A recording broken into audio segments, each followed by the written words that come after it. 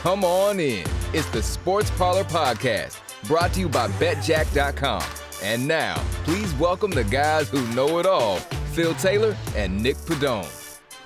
Welcome on in to the Sports Parlor Podcast presented by BetJack.com. My name is Nick Pedone, joined alongside 2011 Cleveland Browns first-round pick, Phil Taylor. Phil, welcome on back in. What a weekend worth of sports that we just had. It felt like there was college football and then the crazy games, Oklahoma, Texas.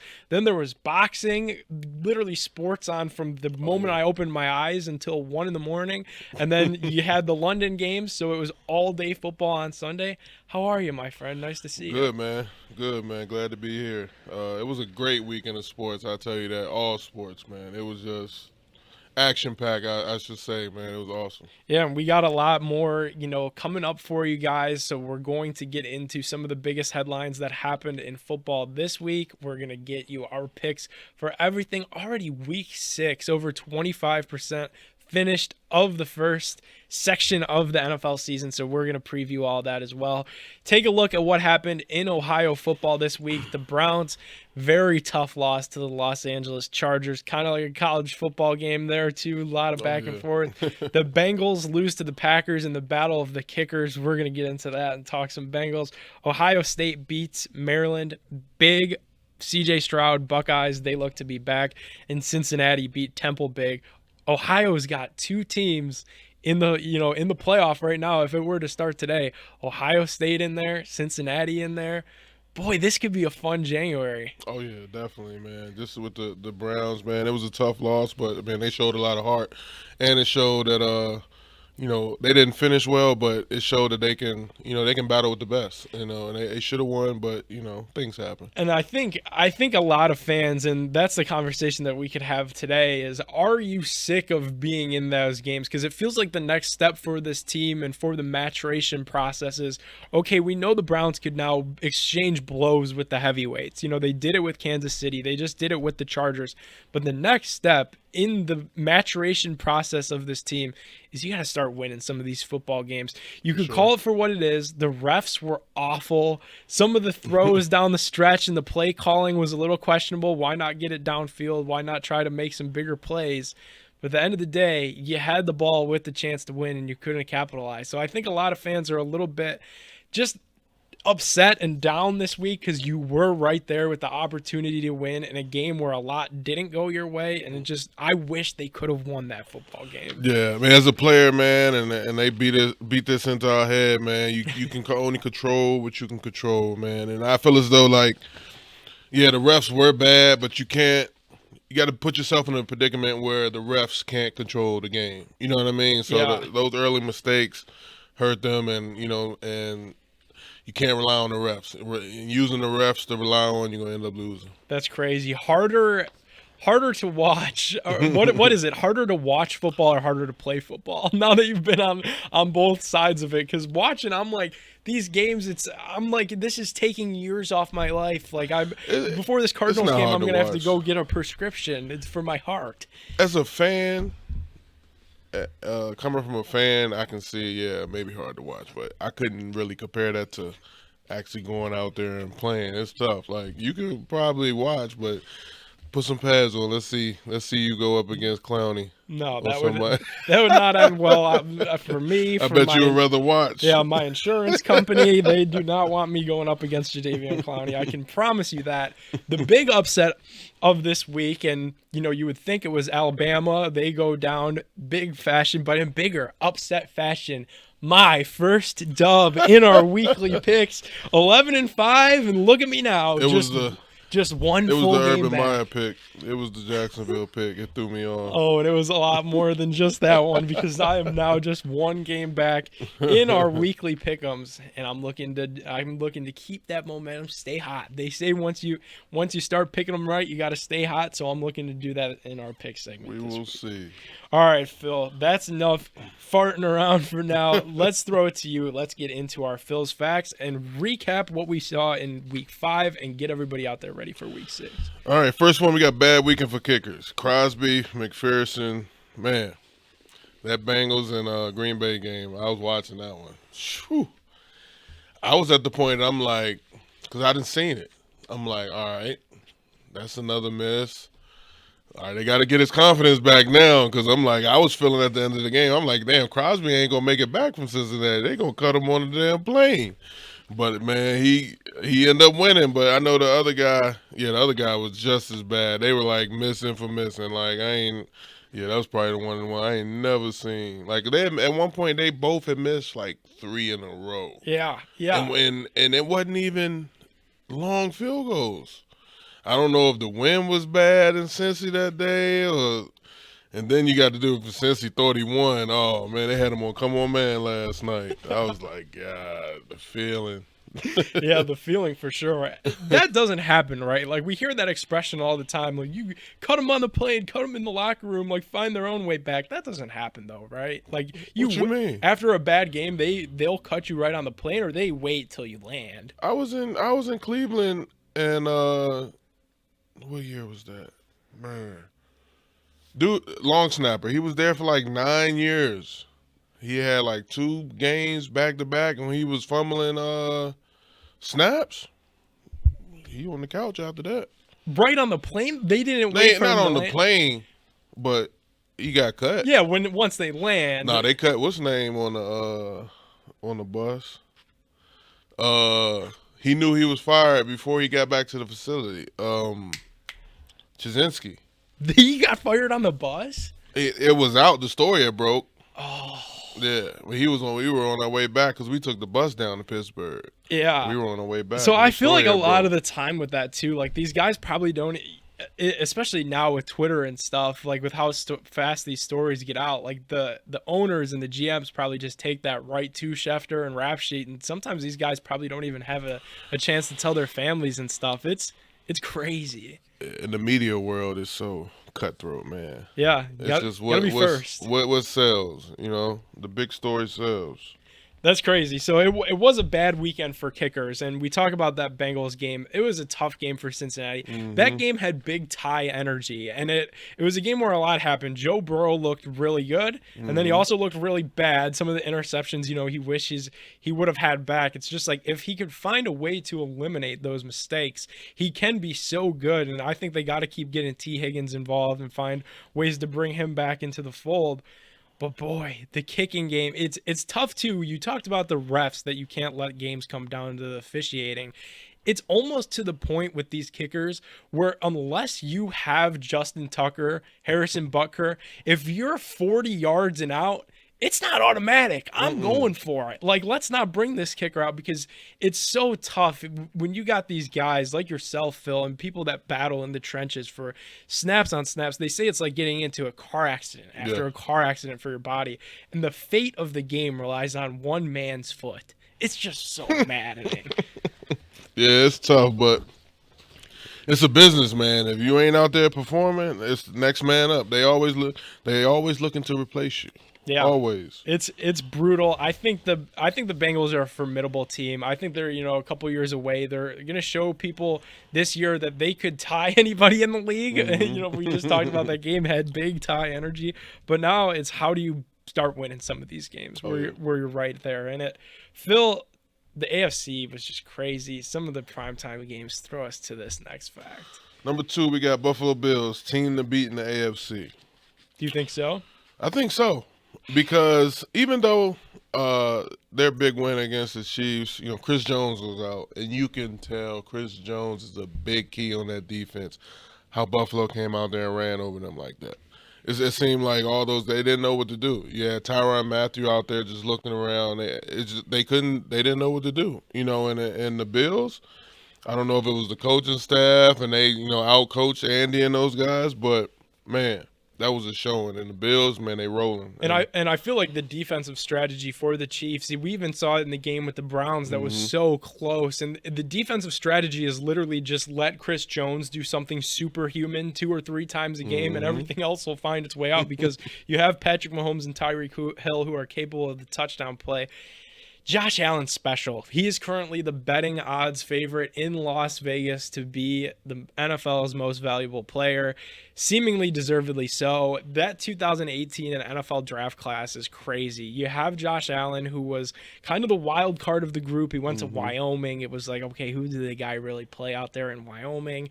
And then, you had Darnold, who 3 INT day for the Panthers. Bake, who's been a middle-of-the-road guy. Lamar Jackson, who's already won an MVP, was the last pick. Dare I remind everyone that his own team passed on him for a tight end. That draft class is insane. Josh Allen's the real deal. If you had to right now, would you bet on Josh Allen to win MVP? Right now, yeah. I mean, because at this point, yeah, what he's done, between him, you still got Mahomes out there. And how about Tom? Tom, yeah, but, I mean, he did just have the best game of his career at 44 years old. But he might play till 500. He says 50, but I give him at least 46 till he stops. I think the biggest thing for him, and this is like real talk, is that he wants to keep going. Like, you could just tell. But at what point does Giselle say, like, yo, we kind of got to dial this back? Like, you got a family. She makes more than him. That's like the big thing. See, but it's different as a quarterback. He not in them trenches like that. So right. it ain't really because even in practice with O&D line, even at practice, it's still like 100% because you can't really go half speed in the trenches. You know what I mean? When you go half speed in the trenches, people get hurt. Right. And in practice, you don't want that. So, I mean, as a quarterback, I mean, I can definitely see him breaking a NFL record, a Guinness record for being the oldest quarterback to still play in the league. Yeah, it's phenomenal what he's doing at that age. I don't think I would do a Josh Allen prop bet to win MVP. I feel like the Bills, they're really good, but at what point does it stop? Like it happens every year where it's if they're rolling and they're like to this point that got the first round bye in the playoffs, you can lock them in. Yeah, you can, but it's tough because it's a one-man award, and you got Kyler out there, and they're rolling too. I was going to say Kyler too. In Kyler arguably rolling. a harder division, and really not arguably, that is a harder division out there in the NFC West in Arizona, and Kyler's balling. His team's 5-0. I think Kyler, Josh Allen, I wouldn't even rule out Dak. I think even though Dak is just kind of eased into the season. They rolling too. And they'll probably give Dak like the comeback player of the year. Oh, for sure. If they have to go Allen or Kyler for but they're gonna look at that Chiefs game and how they beat up on them. They're gonna take that into factor, man. But I mean, it's still early. You never know. Anything can happen. Anything. Well, this is going to be a perfect small push into our picks of the week. Our third fact takes place in prime time. This was a bizarre game. Let me hear that third fact. Let Geno cook. It's gonna be crazy. I saw the injury with Russell. It was tough. It ain't look too bad, but once I saw them, they had that softball tied to his hand, so his finger wouldn't go stiff. I'm like, yeah, it's a problem. He tried to go back out there. He did one throw. Ain't look too bad, but for him to come out, something was going on. You know what I mean? So, yeah, I mean, Geno came in. He looked good. He looked bad for a second, but hey. You gotta let him do what he do. Only other thing you would say, but I don't know if it makes sense for them to look for another quarterback that's at home right now. And right, that possibility is always out there. And the Seahawks aren't a bad team by any stretch of the imagination. They have Pete Carroll as his head coach, and I look at this guy on the sideline, and his hair is somehow more and more gray each and every week. And it's been that way for a decade. But it's like, how do you capitalize on this window when you, again, play in a division that's very difficult, do the Seahawks, and now you're without your quarterback who just got paid all that money, and, we saw the video after he got his payday and everything like that. It was tough to see, and I feel so bad for Seahawks fans because they definitely don't deserve that. Mm-hmm. But I think if Geno could just get the job done, please, for the life of my fantasy team, get Tyler Lockett more than 10 points in a game. And they're going to be all right. But I might be having to shop Tyler. Yeah, you gotta let Geno cook. And I feel bad for the Seahawks, but this does have the feeling of like this could be like a season kind of altering injury. Like you might not crack the playoffs this year because of this. It'll be tough. I mean, But if he could win them, because I think Russ supposed to be out 8 weeks. It's Seems tough. like it, but yeah. if he can scrape them up 3 or 4, they might be able to push for a wild card or something like that. You know what I mean? But I believe in Geno, man. He can get the job done. If he can just be coachable and limit the mistakes, take what they give you. And I think this is just a big opportunity for them to define their running game. Get back to what I said earlier, the Marshawn Lynch days when they was running the ball heavy. You got just go play action, run, play action, man. Ain't nobody stopping that, man. So that'll work out perfectly. I agree with you. The Seahawks will have another good test in Heinz Field, Sunday Night Football. Let's get into our weekly pick segment presented by BetJack.com. From big parlays to picks on the money line, here are Phil's and Nick's picks of the week.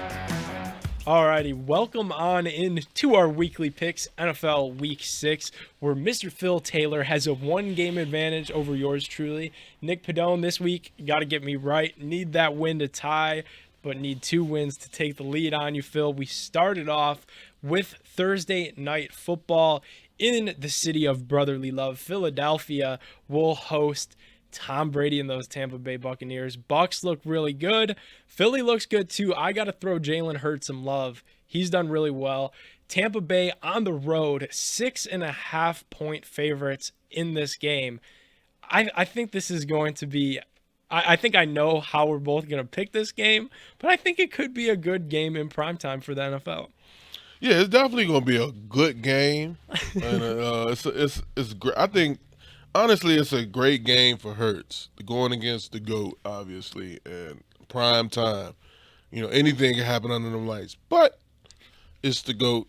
And, yeah, I'm going to go with the Bucs on this one. I just feel like just the veterans of the Bucs team, and they just overcome the Eagles. Even though the Eagles, I do really like their defense and Cox and those guys, and yeah, I think they'll do good though. But the Bucs gonna win this one. Definitely, and even without some of those weapons, they still don't have Gronk back. Tom, had the performance, like you said, of his life, where he's getting all these guys involved now. We're seeing the emergence of Mike Evans. We know Godwin's there, Antonio Brown. I know Tampa Bay is favored 6.5. Philly does have a nice team. I like that defense too. Some of those guys up front. I am going to pick the Bucs as well. I am going to pick the Bucs to cover the 6.5 in this game. I just think the talent mix match is too good, and one team has a really young quarterback that's trying to emerge and has a lot to prove, and the other team has the greatest of all time. And sometimes you just run into the greatest of all time. That happens in all sports. It's going to happen on Thursday Night Football. I do like some of the playmakers that the Eagles have. It's just getting those guys going on a consistent basis. You have Devontae Smith. He won the Heisman. You have Jalen Reagor. He was another high draft pick. Get those guys rolling against kind of a banged up Tampa Bay secondary and defense, and then maybe you could have something. But in this game, I think it's just going to be too much Tom Brady, too much of that offense. Give me the Bucs there. Oh yeah, for sure. Alrighty, let's roll on to Sunday Night Football. From Heinz Field, the Pittsburgh Steelers are 4.5-point favorites against the Seattle Seahawks. Al Michaels will not be with Chris Collinsworth on the call in this game. It will be Mike Tirico, as Al Michaels has a little bit of load management going on and kind of some of the jokes out there. He said you could kind of have your Geno Smith versus Big Ben match up and figure that out on your own. I called the Miracle on Ice, and I'm a little bit too big for this kind of Sunday Night Football. So I wonder if the NFL wishes that they could flex this thing out. So Steelers 4.5 points favorite at home. I feel like that's just because Russell Wilson's not going to play in this game. The Seahawks are 2-3. The Steelers are 2-3. Both of these teams are at such a weird point in their schedules. The NFL is probably like, man, I wish we could kind of get a different, maybe a closer game into this big primetime slot. Not really, because if you look at it, they're both 2-3, and they're both supposedly be playoff contending teams in the hunt. They'll be on the graphics. And they're both 2-3, and this is both must-win games. But injuries is going to be a key factor in this, and with Russell out, it's going to be tough. I'm going to have to go with the I'm gonna go with the Steelers on this just because of their defense. They got some guys coming back. Joe's back now. My guy Joe, so he'll hopefully they'll put him on Lockett or DK, and we'll see what happens, man. Yeah, we'll definitely see what happens. And if we get the Geno Smith that didn't have an incompletion, it could be a long night for the Pittsburgh Steelers. But then if we have the Geno Smith that threw the interception that wasn't even close to anybody, then it could be a very easy night for the Pittsburgh Steelers. I feel like this year for Pittsburgh, and this pains me to say because I'm obviously not a Steelers fan, but they started off really bad. It was like the complete opposite of last year, but they still got a good team. They're without Juju Smith-Schuster now. I think this is going to be a little bit closer to the game. When we do these picks, we're just picking winners and losers. I am going to pick the Steelers to win this football game, but I do think this is going to be a really close game. I think Seattle will cover the 4.5 point spread, so I would bet on this game Seattle plus 4.5. But if we were just going money line on this thing, I gotta take the Steelers. Yeah, I mean, Big Ben, he ain't do too bad last week. He found his guy, so that's a big thing. He got to do that this week. You got to, now that Juju's not there, you got to find Claypool. You got to find Johnson. Like you got to find those guys. Well, this is going to be a very big matchup here for us, Phil.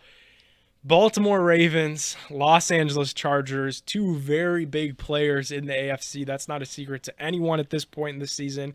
We've seen both of these teams put on stellar performances in Week 5. The Chargers with that big-time victory over the Cleveland Browns in shoot-off fashion, and the Baltimore Ravens in overtime comeback fashion against the Indianapolis Colts. Baltimore will be at home in that big purple crab cake on Sunday. Baltimore, a 3.5 point favorite here. This is going to be just a phenomenally close game. I think a lot of points will probably be scored here too. I think so, man. This is going to be crazy. It's going to be a battle between Herbert and Lamar, obviously. But their offenses are both rolling. And I think it's just going to come down – this game is going to come down who the defense wants it more. You know, and both have great defenses.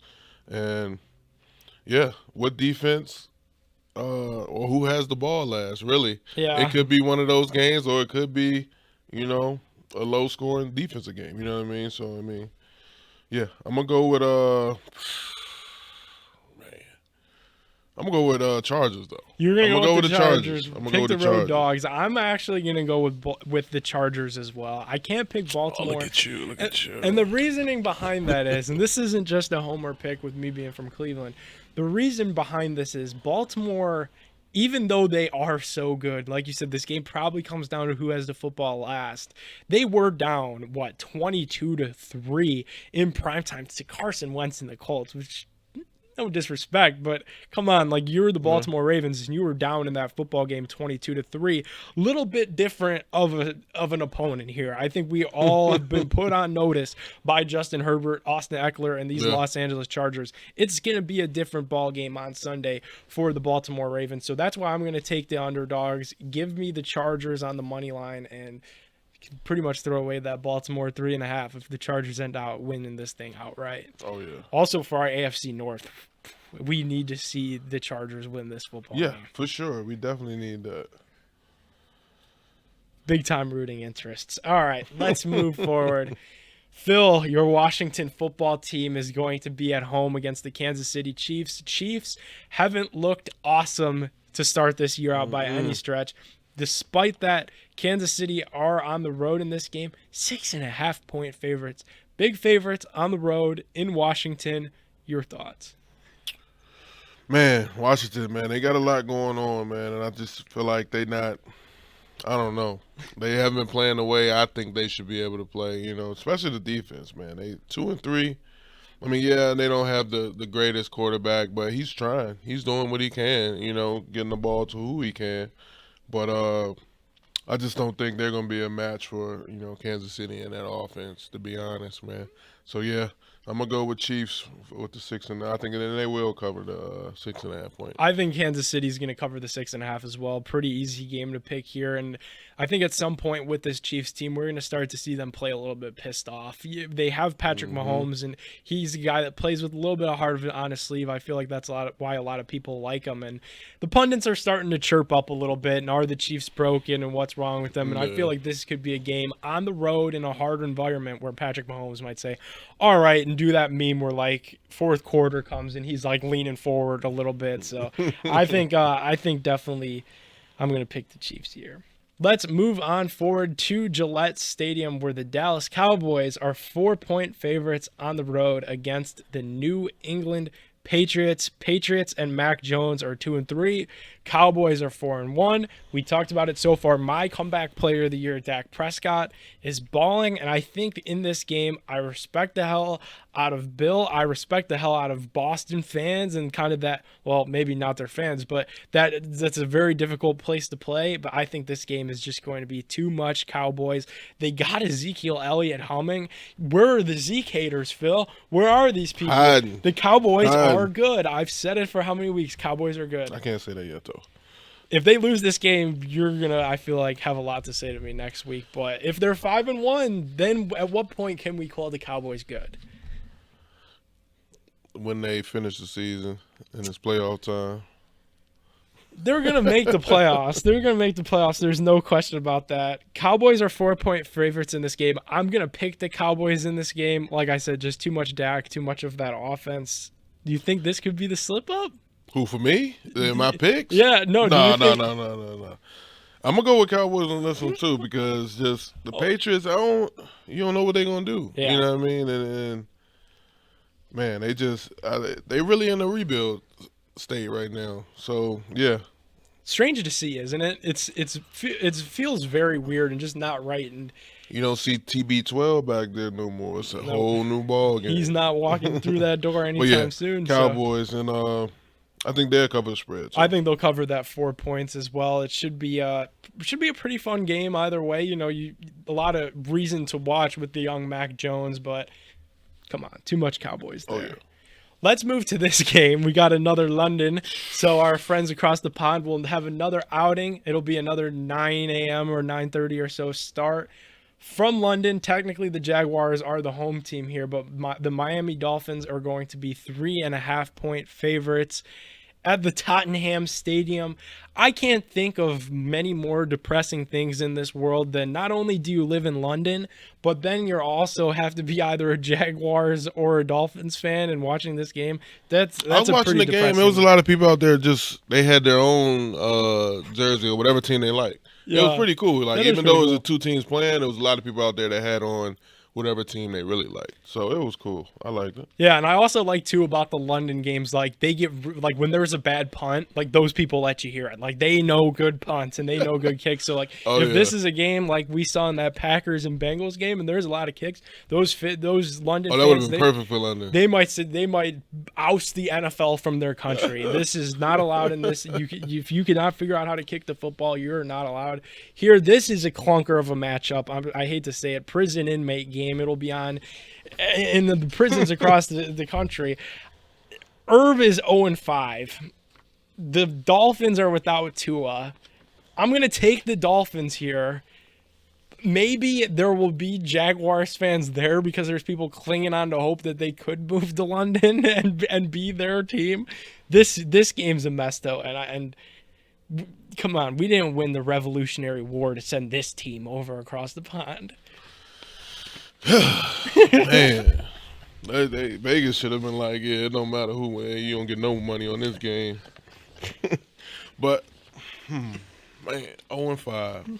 I never think Urban Meyer would have been 0-5, but yeah, it is the NFL. It's hard, right? It's not college. And I think he knew too, right? Like he knew that it was going to be difficult, and he's even said so publicly. Like it's not college. It takes a lot to win. It's any given Sunday. Mm-hmm. But with that said, saying that you know it's going to be hard and going through the actual act of a difficult situation are two different things. Like Urban Meyer coaching this team right now would be like me current day being deployed to the military to go do like basic training. Like I would get my ass kicked.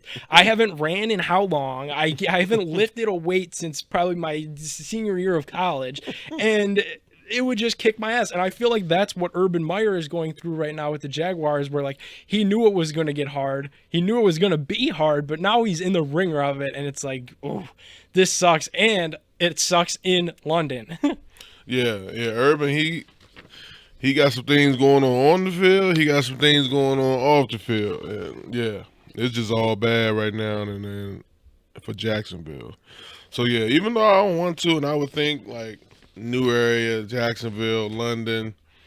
I think they'll get their stuff together and win this game, but nah, I'm going to have to go with Dolphins. But I got a feeling that this their game. I don't think they'll go 0-6, but I'm going to still go with the Dolphins on this one. Yeah, so we both have the Dolphins there. I was tempted to throw Urban a bone same way, get out of the country. Yeah. And, you got that weirdness of just the neutral playing field, playing at 9 a.m, which is different, but I still just couldn't bring myself to do it. So I'm taking the 1-4 Miami Dolphins there. Let's move right on forward to Carolina as the Panthers will be 1.5-point favorites at home against the Minnesota Vikings.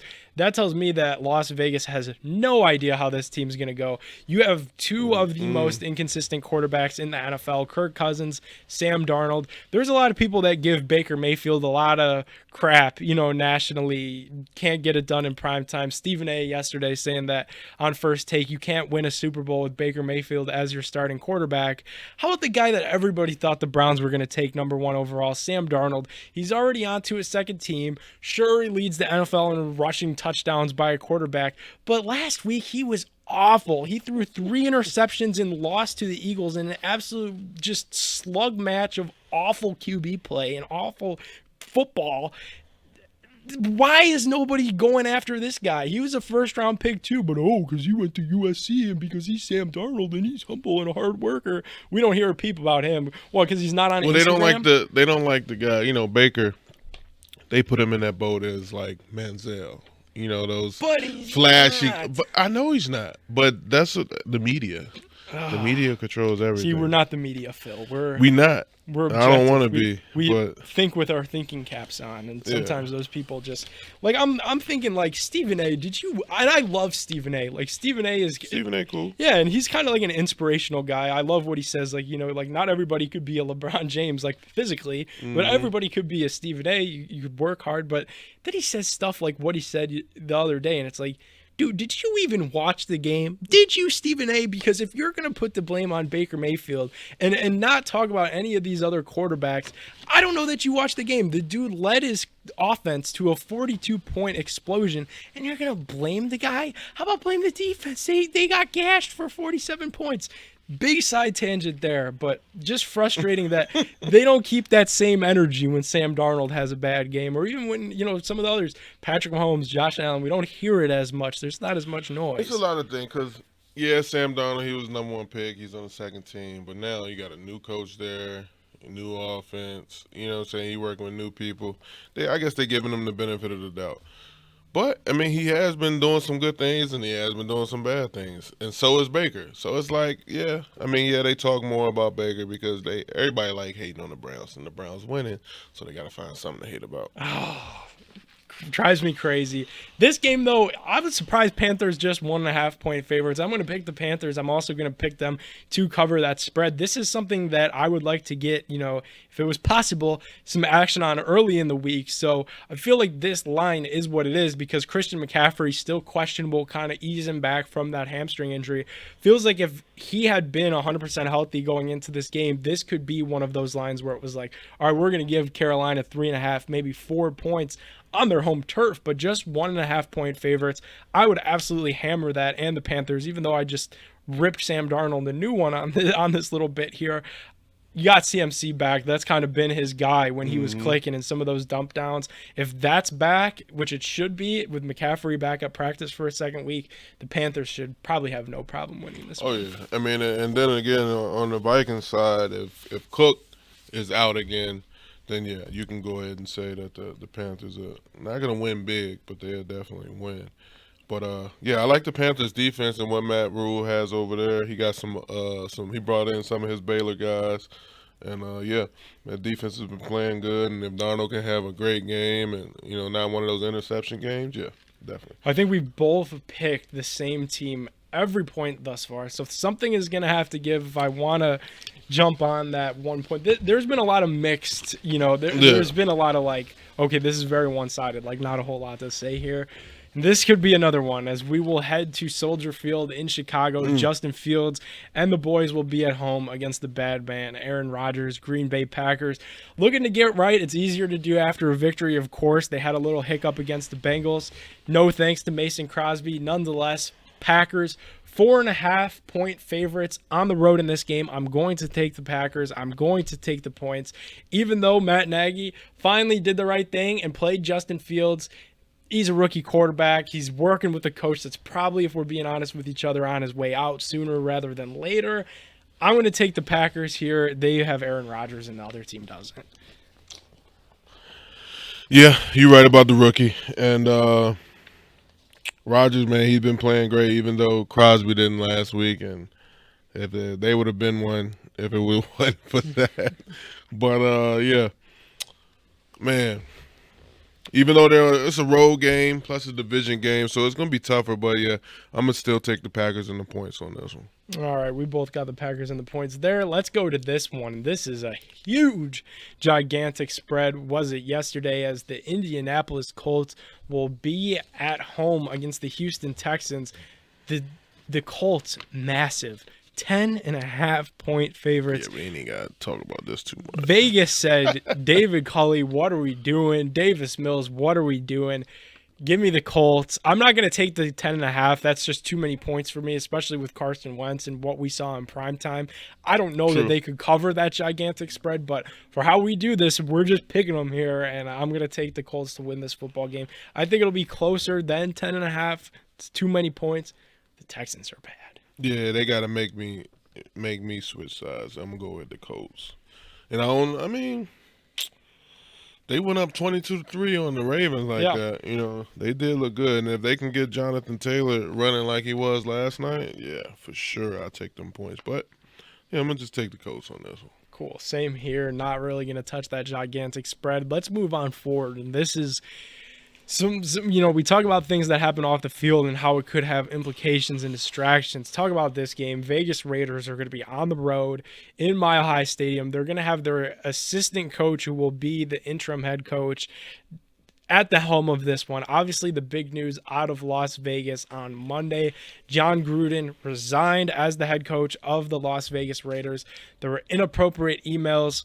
This guy pretty much hit the trifecta. He went after the African-American community. He went after the LGBTQ community. He went after pretty much any marginalized community that he could find in these emails. And it's crazy, but it's the world that we live in, and you can't do that and survive that. And now the Raiders have just a tall task with the Broncos in Mile High in that altitude. Broncos 3.5-point favorites. Yeah, Broncos for sure. I just think what's the name, man? They, with all that going on, they gave him a pass, letting him quit like that.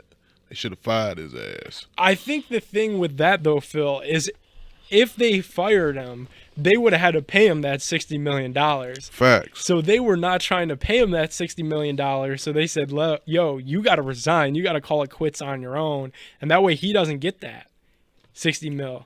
And you know it's bad if he actually resigned, because if you think, like, I ain't gonna resign, you gonna have to fire me. If I knew I was gonna get that money, you gonna have to fire. I don't care what happened, you gonna have to fire me. you gonna have to get the people to come bring me up out of here. Over $60 million. But yeah, man, they should have fired his ass, man. That was messed up. Some of that stuff he said, man. I know it's so tough, and you just cannot say that. And I think the big thing too is, and why he threw that resignation in, is, coming from a guy that was in, high school not too long ago and college not too long ago, just a couple years removed from the ladder. It was like, okay, take my phone now before you read these text messages to the rest of the class out loud. And he didn't want some of the other stuff. God knows what else was out there. How did shit come out 7 years later, though? That's what I'm saying, especially too with like the investigations and stuff. The media, man. It is crazy that it comes out now. I'm glad that it's always like that. It is. I'm glad that it came out. Nothing ever come out when it happened. Yeah. Something had to happen, and he pissed somebody off, so they went digging. It's crazy, too, that, why would you send that? Like, in the first place, if there's a paper trail and you think you're going to say something stupid, this is advice to anyone in any walk of life.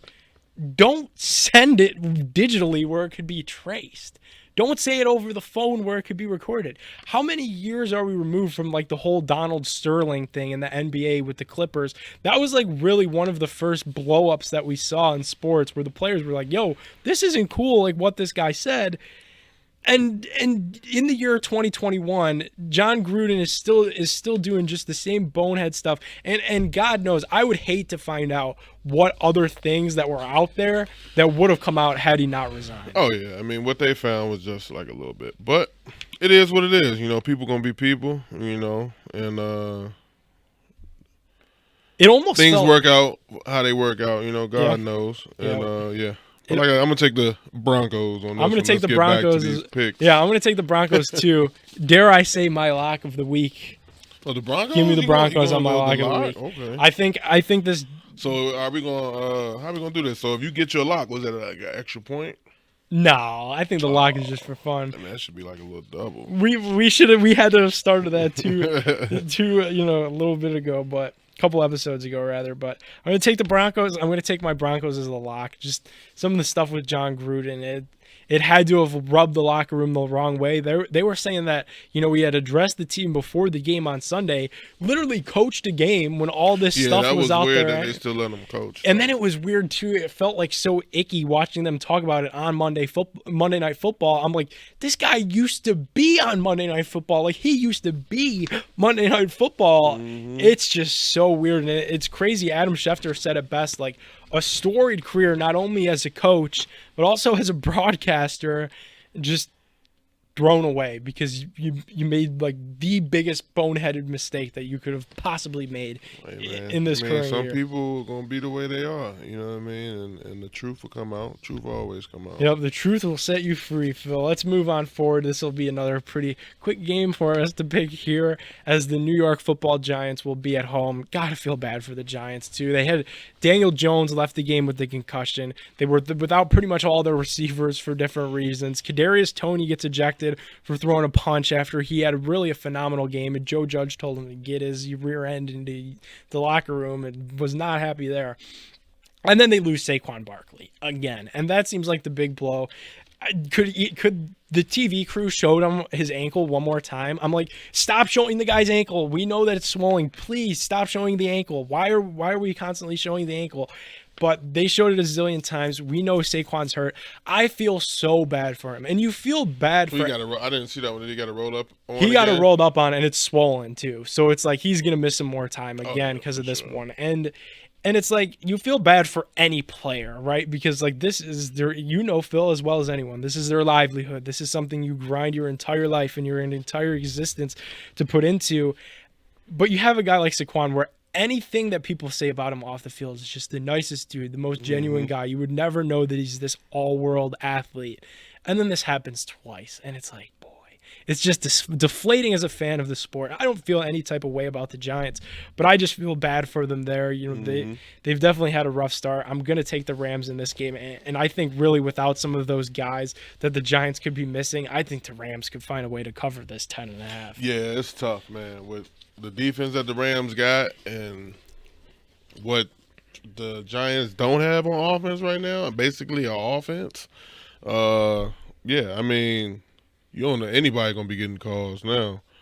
But yeah, I'm gonna definitely go with the Rams, and I might have to take that 10.5 too. Yeah, I feel like definitely it's gonna be like the JV Giants kind of going out there. It's gonna be tough. It's a tough position to be in. Prayers out to all the Giants fans because that's gonna be a tough watch. All right, we will go into Monday Night Football as the Buffalo Bills will be on the road, but road favorites, 4.5-point favorites in Tennessee. The Titans 3-2, the Bills 4-1. We mentioned it a little bit earlier in the episode. The Buffalo Bills look like the team to beat in the AFC, and if the Titans want a legitimate playoff spot, whether it be by way of winning their weak sauce division or by way of a wild card spot, they got to start to win some football games and really just prove some people wrong. It feels like they're going to be one of those teams that make the playoffs, and we look back and it's like, dude, come on. Like, they should not have been in the playoffs. I'm going to take the Bills here. I'm also going to take the 4.5 here. The Bills look all world, and the Titans, what do they really have to show out other than Derrick Henry, our guy? Yeah, that's going to be tough. Yeah, I mean, but Derrick Henry can control the game. If they can get him going and, that's their only win condition is to get Henry going, but yeah, you can't pick over the Bills in this matchup. And again, the only other thing too is like, could you find a way to slow down Josh Allen? But the answer to that's probably no. Like, the guy's just playing out of his mind. Not Panthers, but Titans defense ain't bad. They got to get to him, and that's the thing. Like I said about the Kirk Cousins, man, he's easily rattled. I don't know that it's the same thing about Josh. But if you make this quarterback throw out of a phone booth and, make him throw out of getting pressure on him, it's hard for any quarterback to do that. I know. I think he's just so dangerous because he uses his legs and just pops right on out of that pocket right when you think you have him, and he's completing a long ball downfield to Emmanuel Sanders, who's definitely had a big time, like, oh my gosh, this guy's still in the league type of year. Yeah, Tim Tebow that can pass. That's a funny comparison. All right. We both got the Bills there. I got the Bills covering the 4.5. Same here. All right. Yeah, I think that one will be pretty good. Let's get into our Ohio football teams. The teams that we love to love. The Cincinnati Bengals will be road favorites. Shout out to those Cincinnati Bengals on the road against Dan Campbell's Detroit Lions. I feel bad for the Lions too. I feel bad that they're 0-5. Dan Campbell was crying after this game. The guy is such an aggressive and emotional head coach. To see him crying, I was like, dude, this guy is 0-5 and Urban Meyer's 0-5, and Urban Meyer could not care less about the team that he's coaching, and this guy cares all the world, and he still is finding new ways to lose on a weekly basis. That's tough.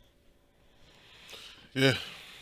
And then on the flip end, you have the Cincinnati Bengals, who are playing some really solid football and are really kind of taking a lot of people by surprise in the AFC North. I'm going to go a little bit of a surprise here. I'm going to take the Detroit Lions at home to get their season right. I hate to pick against one of our Ohio teams. I hate to pick against the Cincinnati Bengals. We had some angry people. We was all tied up. You just trying to throw it off a little bit. We had some people in the YouTube comments get a little angry at both of us, Phil, because we both picked the Packers last week, and they said the Packers with some of the Bengals secondary. I hear you. The Bengals got a good defense. They got a good offense. They should have been worrying about their kicker. Funny how the comments did not take that into account. I'm gonna go against Cincinnati again, maybe fueled by some of those mean commenters, but give me the Detroit Lions at home, getting their first win of the season. Yeah, I'm gonna go with this gonna be my lock of the week. I'm going with the Bengals on this one. Wow. Yeah. So what is it about Cincinnati this year? Because they've had, a bounce back in a big way. Obviously, the biggest thing is their quarterback, right? Mm-hmm. That helps when you get your guy healthy and you have him protected a little bit better. But it seems like Cincinnati, they're humming and a lot of things are going the right way. Like you said, all it took was Evan McPherson to make the kick that he thought he made. Mm-hmm. And then they win that football game, do the Bengals. And, they were sitting here really looking pretty, but I just feel like they're hungry, man. The Bengals are hungry. So are the Browns, but so is everybody really in the AFC North crazy. Except the Steelers. And I feel as though everybody's been living under the shadow of the Steelers in the AFC North, and it's down flipped. You know what I'm saying? It's flipped. So it's fair game for everybody. It's everybody's doing good but the Steelers. You know what I mean? So it's awesome, but at the same time, it's just gonna make it tougher. You know what I mean? So I'm gonna go with the Bengals, like I said, and that's gonna be my lock of the week. It's one of those old sayings that in business, competition drives results, and we've seen it in the AFC North that now the big brother is having a little bit of a rough patch, and the Pittsburgh Steelers are pushed a little bit down. Mm-hmm. Uprise the Cleveland Browns, uprise the Cincinnati Bengals, and the Baltimore Ravens out of the ashes. Let's head on to the Cleveland Browns game, the act that everybody waits for every week, back at home at First Energy Stadium. what a rough 2 difficult games it's been for the Cleveland Browns. Edge out that very difficult win in Minnesota against the Vikings, and then on the road, tough loss at SoFi Stadium. Even though they scored a lot of points, doesn't make the loss any better. This game, though, Browns, Cardinals, the Browns are going to be 2.5-point favorites. Were you a little bit surprised to see that, Phil, that the Browns are going to be favored in this game? Cardinals, obviously, 5-0 heading into this one. I feel as though that, I don't know, Vegas might have took into consideration that Cardinals 5-0, they might start feeling themselves. You know, they might have a little lapse. But at the same time, Browns played great against, even though they gave up some points, they played great against the Chargers last week. And if Clowney and these guys, this defensive front and these linebackers can keep Kyler bottled up, that's the thing.